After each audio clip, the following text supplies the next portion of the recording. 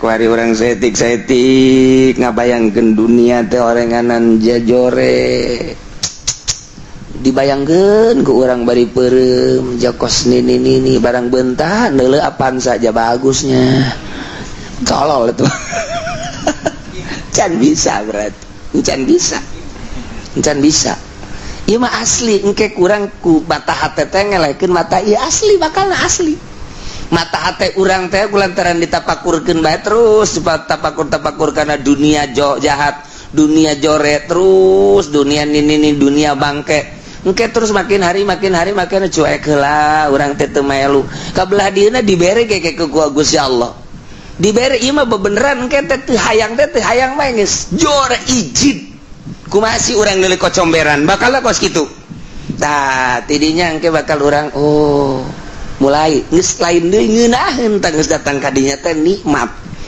Nah ieu geus aya di alam malakut hartina eta jelema biasa dahar biasa nginum tapi dibere kaleuwihan ku Gusti Allah dibere khususiat tapi ku Gusti Allah ditutupan maka sifat basyariah kanyahoanana keagungan sifat rububiyah ieu kunyana keneh dilahirkeun sifat kehambaanana di luar pengetahuan manusia biasa horengnya nama ka Allah bae hatena terus bae ibadah ka Gusti Allah nailah maha suci Allah subhanahu wa ta'ala lamun geus datang kadinya bakal bisa ngabedakeun lirikan anak nyana teh geus tertentu wali engke nyana jeung wali deui cuman lurak lirik doang cuman lirik-lirikan doang si itu paham ka urang paham ka nyana cuman ngalirik doang eta geus bahasa geus ngahiji jadi kapanggih di mana bae di kota misalnya di pasar misalnya di masjid misalnya sebab kanyahoan di diri urang aya sifat rububiyah bakal neuleuh nu aya sifat rububiyahan di batur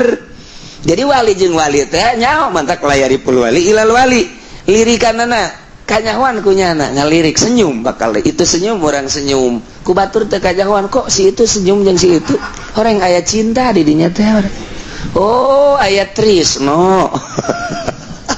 tah eta urang lamun neuleuh ka hiji awewe di ditu aya cinta pasti main mata nyaho berarti didinya aya panah asmara nancep ke jero waduh ulah dikira eta teh tah ieu ge sarua wali jeung wali sarua bae nyana senyum nyana lirik cukup sakitu bae batur eueuh nu paham